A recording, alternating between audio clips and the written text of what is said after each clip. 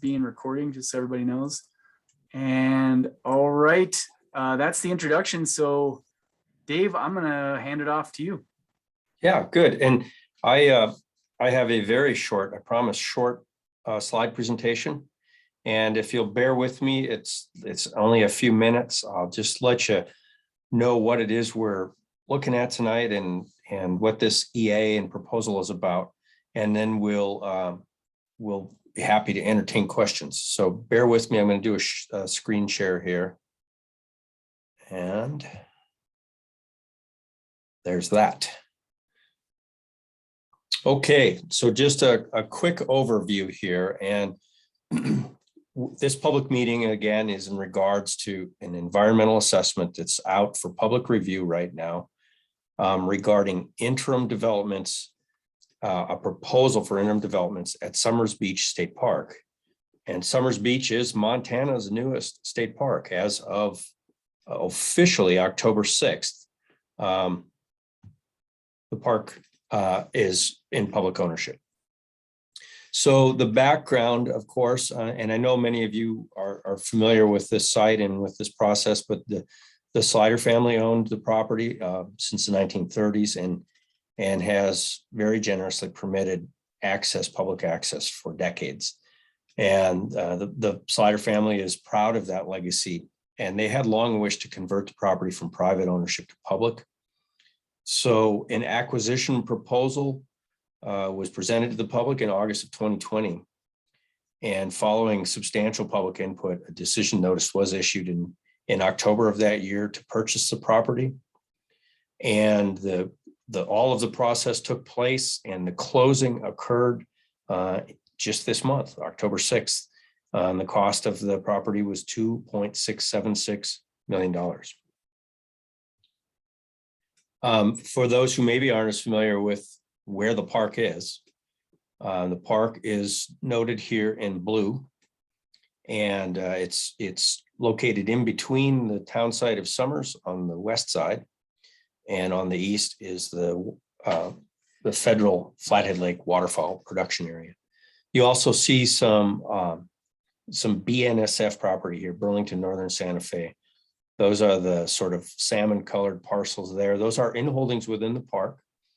And obviously part of the history of this site is that it was or has some contamination remaining from an industrial tie plant that was in place years ago. And so the BNSF has done mitigation work to cap those contaminants, and those of you who have been on site see that there's constant monitoring of those contaminants under the ground. So as we move forward, both with this proposal and any future proposals, we'll be working very closely with DEQ and EPA to be sure that we don't disturb any of those remediations.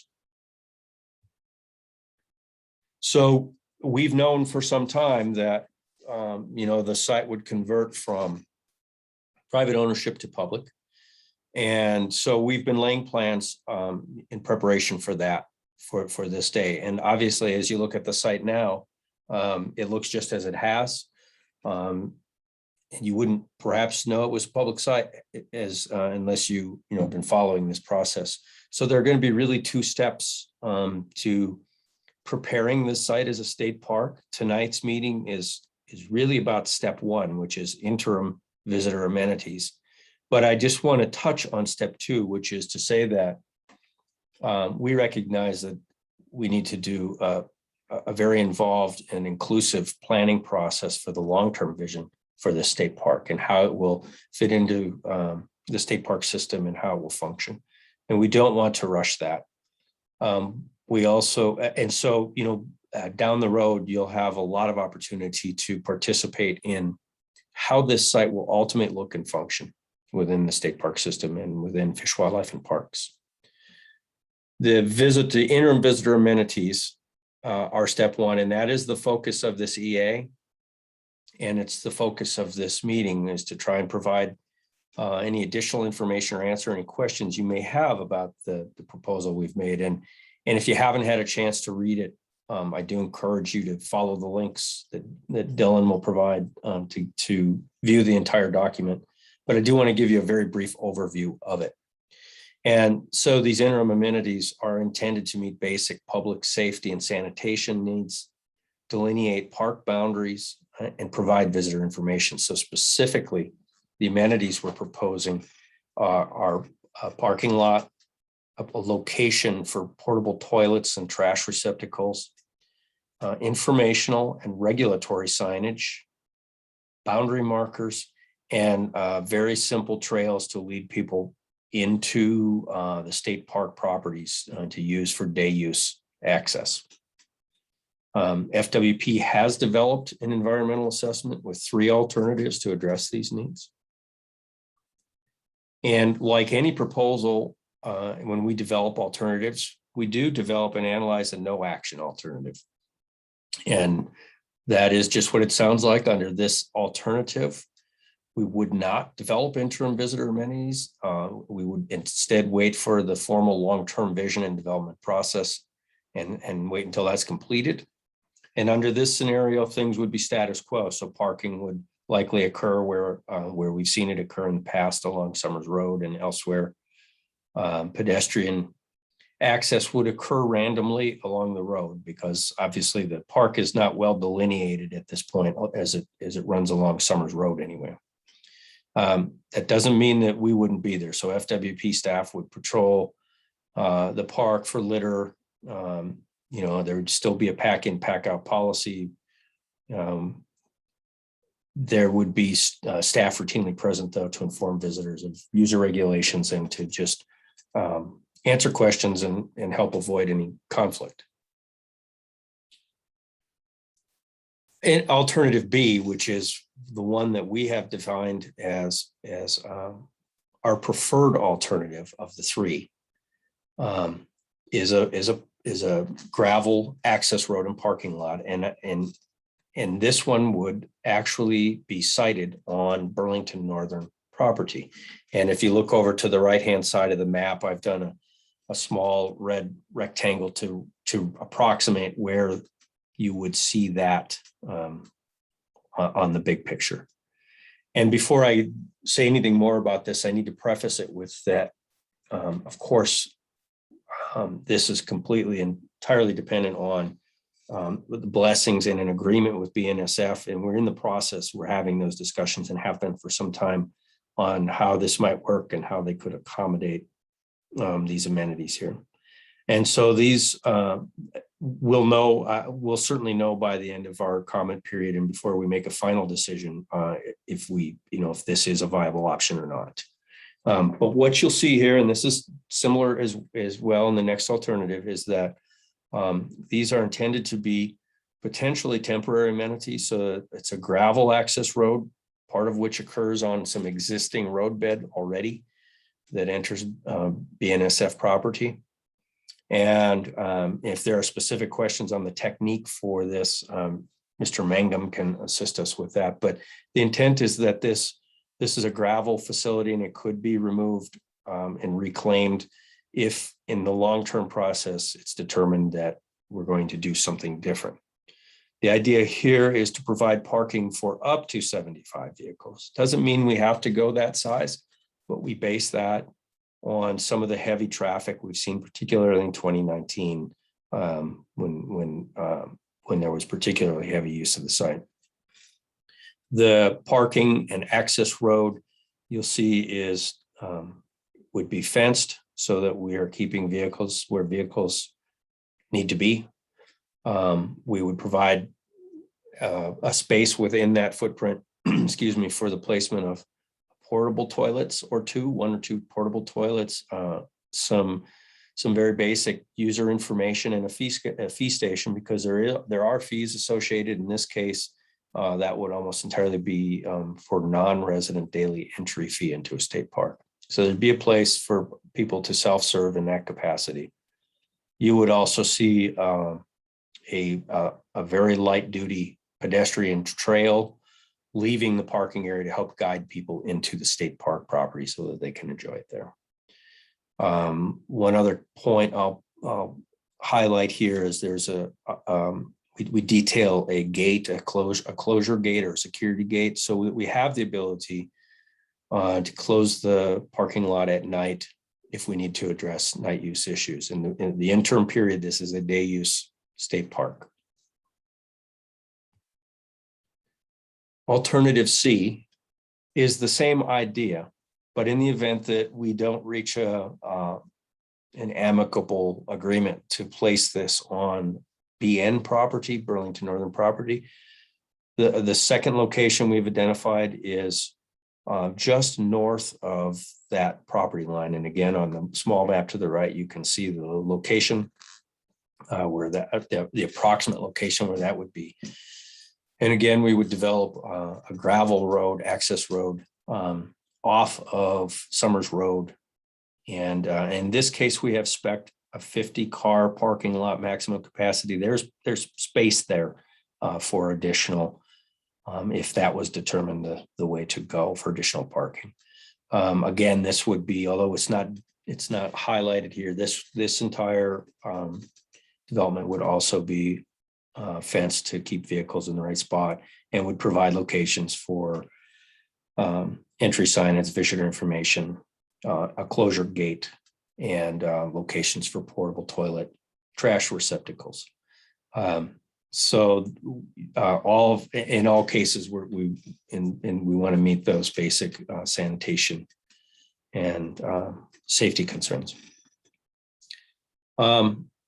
The last thing I'll mention that is in all three of these alternatives, I want to highlight the fact that regardless of which alternative is selected, we fully intend to begin staffing the park in some capacity. So even as we don't have amenities yet, we'll still have staff visiting the site routinely, watching for issues that might arise, watching, of course, for concerns with litter, et cetera, trash collection.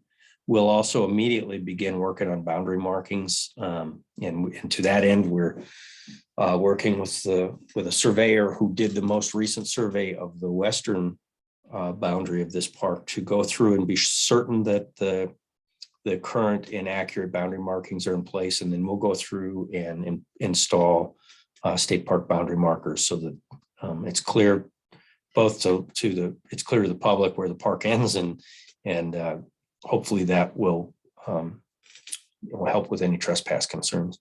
And we will begin to provide informational material at the site. It's yet to be determined how we can most effectively do that, but we'll work with our staff on providing informational material. For example, information about the closure requirements on the adjoining property to the east, the federal waterfowl production area. So that's the type of information we might start providing almost immediately. And then lastly, I'll just say that there are other really basic maintenance activities that we'll begin to engage in really immediately. And some of those may have to do with taking, utilizing opportunities to remove debris, for example, old industrial debris that's on the state park ground. There are some fences that are falling down that really don't serve a purpose at this stage. They had earlier purposes, perhaps livestock related or otherwise. And so we'll start working on some of that stuff just to, that we can pick off before we have a long-term development plan in hand. And lastly, of course, we'll start the process of managing noxious weed issues that are, that we have. We've got some. It's not a terrible noxious weed situation there at this point, but we'll begin that very basic site stewardship that we do at all of our state parks, and get people on the ground to help, particularly if we start to see some heavy use, as we often have there when the lake recedes. So that's it for my very brief presentation. I do urge you to take a look at that document and get a little more detail if you like, but this is also an opportunity now, and I think Dylan Tabish will help facilitate any questions that you might have regarding this proposal. And right now we are talking about this very specific proposal. If there are things that, go beyond the scope of what we're proposing, the long-term development, we'll try to let you know when we're going to address that. And, we won't use a lot of time on those items, but we will try to answer any question we can about this proposal. So thank you very much. Thank you, Dave. If you want to end Yep. screen share. Looking down there. Yes. Perfect. So before we kick off questions, I just want to make sure everybody knows how to view all the documents that Dave's referencing. So I'm going to do a quick screen share. So here is our Fish, Wildlife, and Parks homepage. If you just go to our homepage and up here at the top, you see news and public notices. Go there, and then public notices right there in the middle. And third one down right here is Summers Beach. And so here is kind of the landing page for the documents. Here's the how to comment. The deadline to comment is November 6th. Here's a nice little simple way to put your comments in that way. Everything you could hope for is right in here. So just wanted to make sure folks know how to do that. So homepage up at the top, news and public notices. Public notices right here in the center. And then third one down, Summers Beach. So okay, with that, we've already got Dylan, yeah. Real quick. So for people who would like to stay informed on future communications with this project, please also submit your information through that portal and we'll add you to our mailing list. Great. Yeah, very good. Thank you, Stevie. So we've got a couple questions in the Q&A. So that's a great place for folks out there. If you have questions, I'll run through these ones that are written in. If you have a question you'd like to ask, feel free to raise your hand by selecting the raise hand function. And then that way I can unmute you and you can ask your question, or if you want to type it in like some folks are doing, we will go through them this way. So first question came in from Neil. In the temporary plan, there's no mention of a small craft launch area for kayaks, canoes, paddleboards, etc. Was this overlooked or unplanned at this time? I'll take that. Thank you, Neil. It's unplanned at this time. So that's one of those things that we want to engage public on in terms of just exactly what, if any, type of hand launch or boating amenities we might want to provide. And so we absolutely plan to explore that. But this development is really aimed at just addressing the really immediate needs of parking and sanitation and delineating the park. But we'll get there. We'll get to those discussions. All right. Thank you, Dave. Thank you for the question, Neil. This question's from Catherine. So quote unquote, Pickleville is not being considered as a parking area for either of the plans. I'm not sure if anyone's familiar with where Pickleville is, but I am, and I'll probably end up with a lot of these questions. So I'm sorry, I'll hog the mic a little bit, but I've been intimately involved with this process since the beginning. So it's not at this time. There were some earlier discussions. It's not a part of the state park footprint. We don't have ownership of that property. And so it really at this stage in the game isn't an option. great. Okay. Thank you for the question. And we've got a few other questions coming in from Neil. So I'm just going to run through these one by one. Why do the boundaries illustrated go way out into the water? Is this the low water line? No, that's the actual boundary. Flathead Lake is really interesting that way. And the property boundaries, if you go on to Flathead County Cadastral and have a look, that's very common on Flathead Lake, that the actual ownership boundaries go way out into the lake bed. So that's actual ownership. Those are actually property lines. Yeah. And then this is kind of a follow-up to Neil's first question. He also asks, so will there be a low water boundary markings for that property? That's a great question. We hadn't anticipated that. Our focus was planning to be, on the east side where we join the federal ground, but in particular on the west side, so that we alleviate trespass concerns from the adjoining landowners there. So the one thing we have talked about a little bit at low water use is helping the U.S. Fish and Wildlife Service announce and sign for their nesting closure that's in place there in the spring and early summer months. And so we may be able to do some of that while the water is out along our shared boundary there between the U.S. Fish and Wildlife and us. Great. It looks like Roger has something to add there. Go ahead, Roger. Actually, I was trying to get my hand down. Sorry. Oh, okay. Hey, no problem.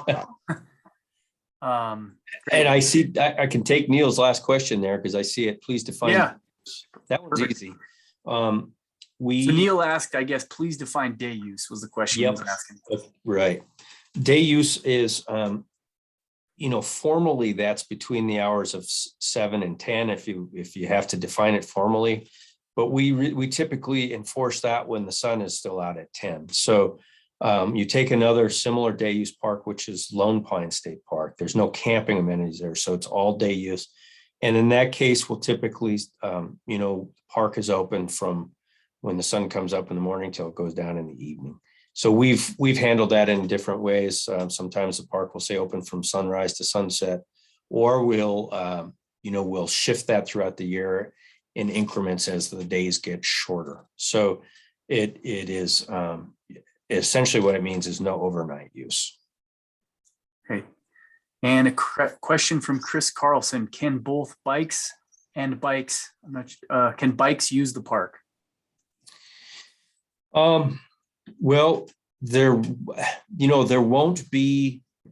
I guess that's a good question. There will be very little bicycling opportunity there initially, and I don't know long term if there would be more. Any portion of the roads that we develop, that are available to motor vehicles are certainly going to be available to bikes. And the trail that we plan to develop from a parking area, if we do a parking area into the elsewhere to the park, is intended really just to get people off of BN property and onto park property. So we intend that would be quite rustic. It might be as simple as a weed trimmed trail to get folks into the park proper. So you could use a bicycle on that trail. I don't think we intend to exclude bikes at this point. It just wouldn't be much of a bike trail, but that'll certainly be a discussion down the road, because as many folks know that bicycling has become a really popular winter use there on the delta or on the shoreline, actually when the water's out. And to that end, yes, bicycles would continue to be allowed out there as they have been doing now for quite some time. And again, that's something we can explore down the road, but that's a current use now that would continue. Thank you, Dave. I'm just going to keep rattling. You're probably going to be man on the spot here for all these. So if anybody else wants to chime in too, stop me. Next question, also from Chris. What gate will there be to deter vandals?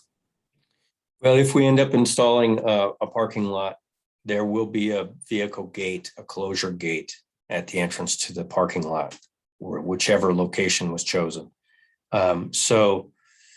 It certainly wouldn't deter all vandalism, but it deters vehicles from being able to drive in at night. And that helps quite a lot with vandalism deterrence. Yeah, and Dave, I think I've heard you mention too that we will have a park ranger or a host of some regard planned. Yeah, we'll have a combination. Of course, we still, as we do in all state parks and fishing accesses, we have law enforcement coverage from game wardens. And they're fully intending to include this on their district routes. And then we have uncommissioned staff as well. We have park managers, park rangers, and park attendants, and we'll have some aggregate of those, and of course others. Myself, for example, I will spend time there and working with visitors and neighbors. So those are all intended to provide information and to also discourage misuse. Great, thank you, Dave. Next question is from Helen. With regards to boundary markings, there is a definite need for fencing between the landowners and the park to manage all the trespassing through landowners' yards. What is the plan to mitigate this? Well, part of the mitigation comes from this process. And so, if that's a common theme and there is, you know, and we can really document that it looks that's going to be a problem, then we can offer mitigations for that. The intent right now is to make the boundary markings in this initial proposal as a part of this proposal.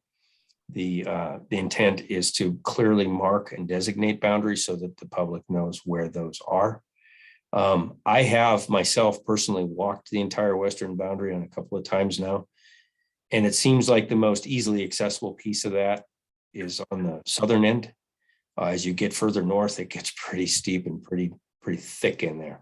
But you know, that'll be a developing thing, and I would encourage you to include any concerns you have about that in your comments.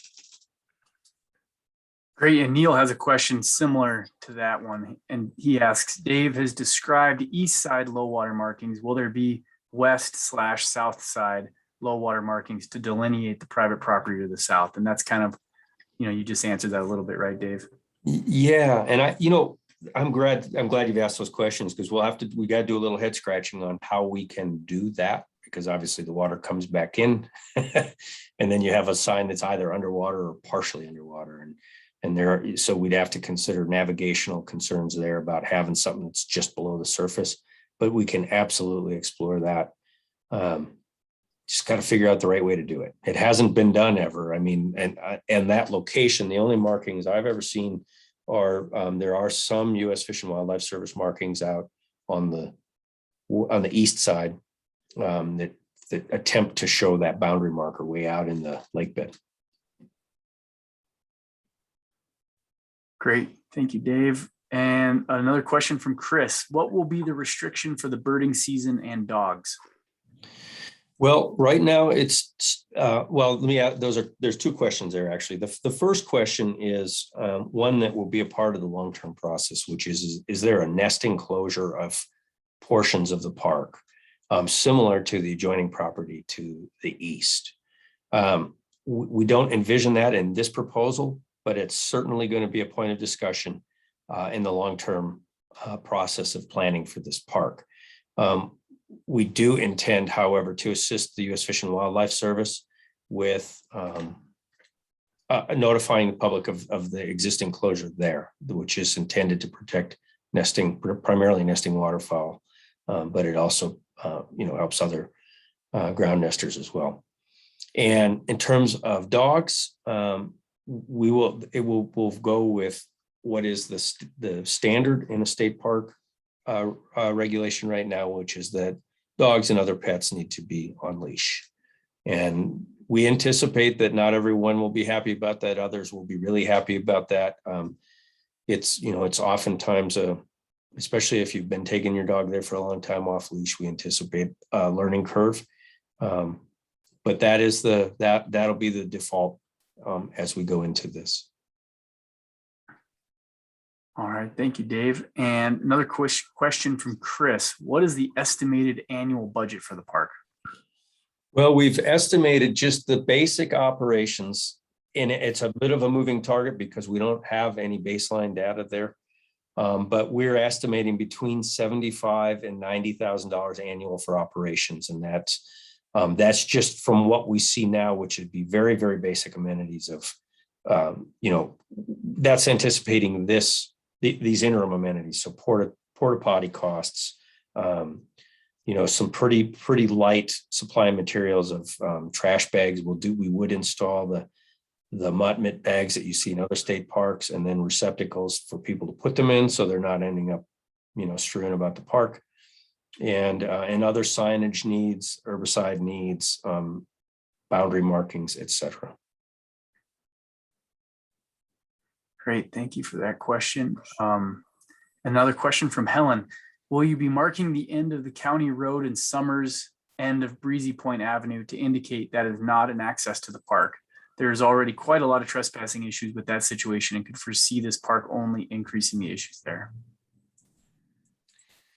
That's not a part of this proposal, but what we do want to do is work with neighbors on as we go forward with constructive ways to handle trespass should it occur. And sometimes that's a combination of us working together on signage, Sometimes property owners themselves, will develop their own signage. But it's not a part of this proposal, but it's certainly something for the long-term discussion. And a question from Chris. Are you able to take donations into a nonprofit for things like adding benches? Yes, the best way to do that, honestly, is through the Montana State Parks Foundation and potentially also through the Flathead Land Trust. They have both done considerable fundraising to help with this effort. And in fact, there are some monies in that they have raised already that are going to become available to help with those activities in this park. And then the state park system also has a donation policy. Ultimately, we'll get we'll probably do what we've done at other parks where we have donation boxes if you want to contribute to something specifically like that. And then we have a process to go through to use that. We've got to be really careful when we bring non-budgeted dollars into, I shouldn't say be very careful. We have a pretty strict procedure we need to follow for bringing those dollars into the system, but we certainly have used a lot of donation dollars in the past in those types of entities. Yeah, and really appreciate Flathead Land Trust and the Montana State Parks Foundation for everything they've done. Really impressive and pretty cool to see the community support through them. Another question from Neil. Are there any considerations regarding the protection of the Hog Island waterfowl nesting? Not as a part of this proposal. That's not part of the park footprint. It's not part of park ownership. So it's a little bit out of my scope at this stage. I'm not even sure what the ownership is there. Is there anyone in the audience that knows the ownership of that island? You know, I'll pull it up on it. I just know where it is, but I don't know the ownership. Yeah. And Helen asks, it looks like Helen is saying it's unsurveyed federal domain. Yeah, there are some properties like that in the lake and in the river, I believe, as well, in the Flathead River. Yeah. A question from Helen. What about spring use and low water? What is the plan to manage trash, late night activity, fires on the beach, etc.? We will have in the interim, there is a no fire policy. So, that's not to say that someday down the road in our long-term planning process that the public wouldn't decide that they'd like the ability to have a campfire somewhere. But the only way we permit campfires in state parks is through established and installed steel fire rings. So we're in the interim, we will sign the park and manage it as no fires, no campfires, for the obvious reasons of fire danger. What was the second part of that question? Let me see here. Generally, what about night use and trash? Yeah, so we'll have staff and hopefully we'll get, through this interim process, we'll have at least some level of trash receptacle available, but we will also have staff wandering through pretty routinely to look for trash and pick up anything they find. Night use, we will sign the site as soon as we have a location to put the signage that says day use only. Again, that's to be determined in a long-term process, but in the short term, we're certainly saying no overnight use, day use only. So if day use becomes an issue, then we'll have to address that as we do in other parks with staffing presence and occasionally with law enforcement if the need gets to that level. Great. And Chris asks, so will there be a pavilion? Not in this proposal, but again, one of those things that we'll be asking as we go forward with long-term development of the park. Is that an amenity that the public would like to see? You'll have an opportunity to say yay or nay to that. You'll have ample opportunity for that as we move forward beyond this proposal. Great. Well, I'm going to let you catch your breath, Dave. That's a lot of rapid fire questions. Great job. No other questions are in the queue right now, but we'll just kind of pause and any other questions folks might have, feel free to type them in there. If you have. Dylan, I will add that anybody who's got further questions or wants to actually have a conversation with me about those things is more than welcome to give me a call. So Chris or Neil, I know you had a lot of questions, and you can locate me here very easily online. My number's on our webpage, or you can just call Dylan or call our front desk and get my number, and I'm happy to explore those things that you ask in more detail at a later date. Yeah, I'm gonna put my phone number and email address in here too. That way, if folks write it down, and then I can connect you with Dave or anybody else connected to this project if you have questions.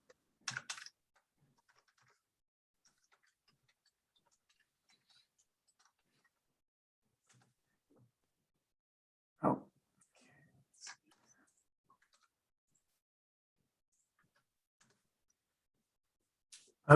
We can pause here and just give a chance for folks to type in any other questions you might have, or if you'd like to ask it, you can raise your hand and I'll unmute you.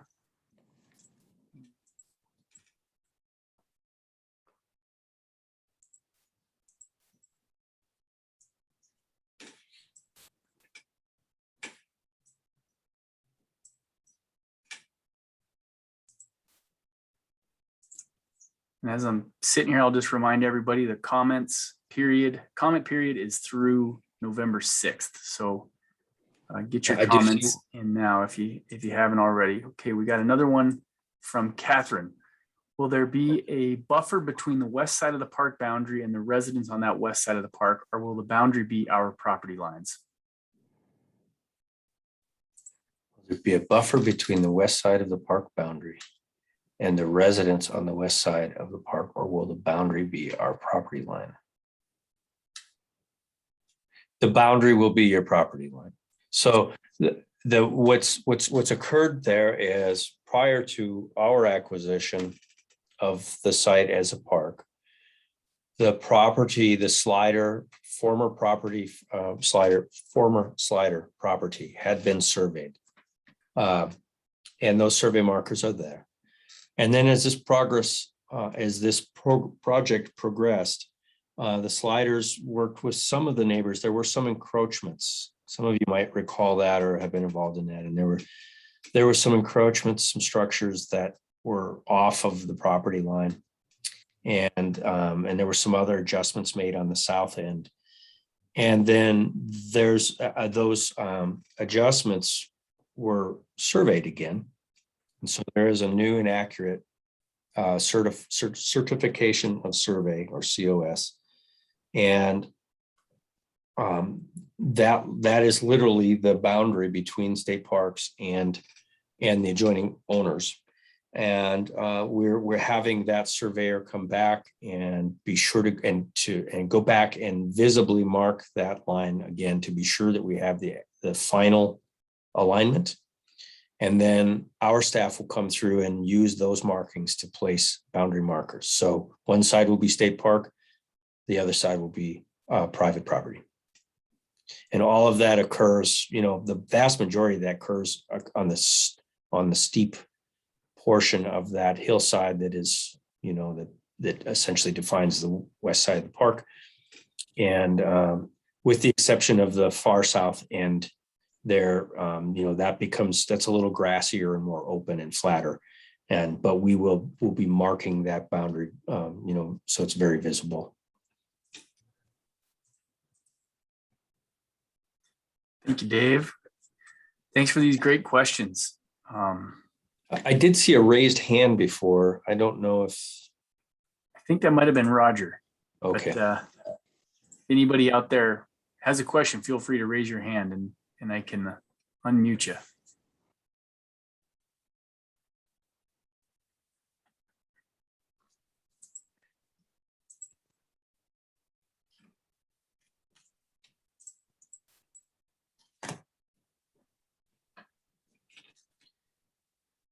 And once again, if you think of other questions, and you just as soon have a conversation about it, feel free, in the next few days to track us down. And I'll add that I'm answering all these questions because these are operational questions. The other folks on this panel have expertise in regards to, you know, the development itself, the nuts and bolts side of building roads and parking lots, as well as Mr. Sloan and Mr. Hugerheide, who have a wealth of information about, you know, the mitigation work that occurred there, and you know, those special elements of the project that have to do with, or with the property that have to do with the historic contamination there. And then Kevin's been our interface with Burlington Northern, and so you know, if questions come to mind later, I can help direct them to those people as well.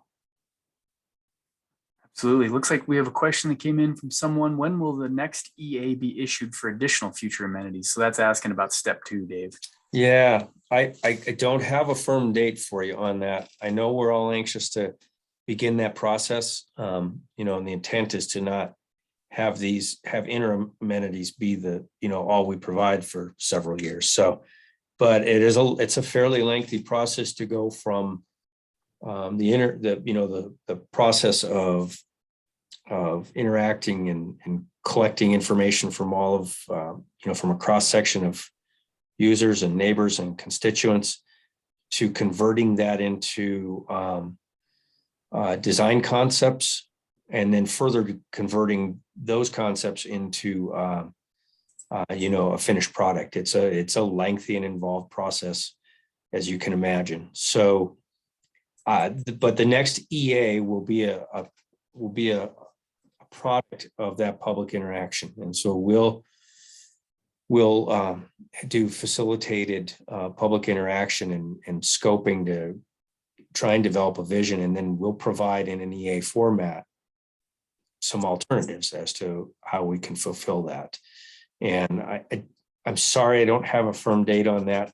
It's going to be a work in progress rather. And but my hope and intent is that we can start it at this, you know, in the next few months. So the minute we're there, the minute we have these in place, then we'll start in on that process. For that, please submit a comment, even if your comment is just, please add me to your mailing list. And as soon as that next one becomes available, we'll notify you of its availability. We also try to send postcards notifying all adjacent landowners of the availability, and get it out there in multiple fashions, news release and on our website. Great. Question came in from Anonymous. Does the department anticipate any shoreline restoration happening this winter? Yes, I'm glad someone asked that question. So it's not a part of this proposal. We won't address that in this proposal. However, as some may know, if you've been involved with this site or knowledgeable about this site for some time, there has been erosion control work in the planning phase, actually quite a long ways down the road in the planning phase for several years. And in fact, in 2019, Dr. Mark Lorang developed a plan to address erosion on the north shore of what is now the state park. At the time, it was private ownership. We have other staff with expertise in that area working on an environmental assessment for that literally as we speak.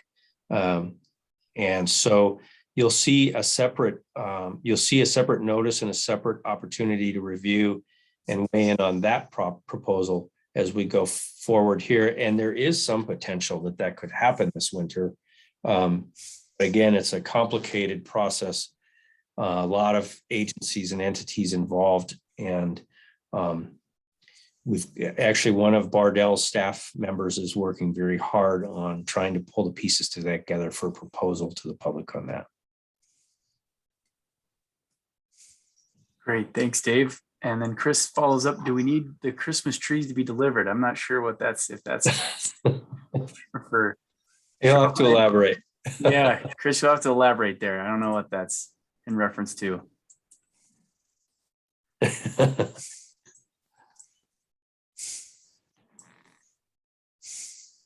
All good questions. Oh, for the erosion. Oh. Chris is thinking some old fashioned short. I was wondering if you were thinking that, and that's actually great. That's a great question. No, I think, one thing I do know about the type of work that Dr. Lorang has been doing is that there typically is some, the common term is a dynamic equilibrium beach. You've seen examples of that elsewhere in Flathead Lake. There are quite a few examples now, actually, as opposed to riprap or break walls. And I think in some cases that large woody debris is a function of that. But what I've heard them talk about is root wads, big stuff. So, but if they need Christmas trees, Chris, I'll be sure to put them in touch with you.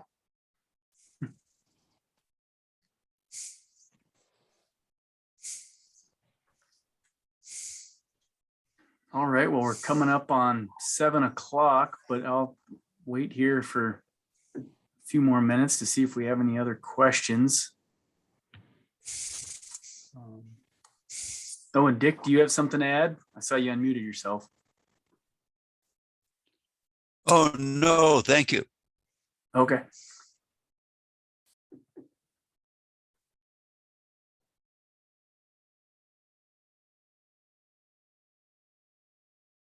All right, where questions are kind of winding down. So I think, I'll pause here for a moment and then we'll kind of wrap things up. Basically just by reminding folks that the comment period for this interim development proposal is through November 6th. Head online to that website and submit comments either via email or through that comment portal.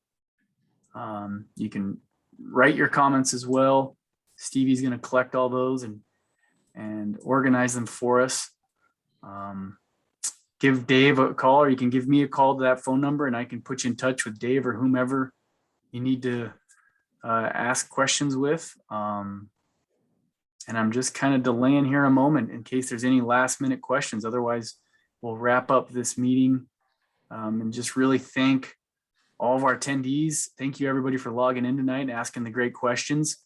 Thanks for our panelists for jumping in. There we go. We got a last second question in from Catherine. Will there be a fence on the western boundary? We're not proposing one at this point. We're proposing just, good, clear boundary marking. Yeah.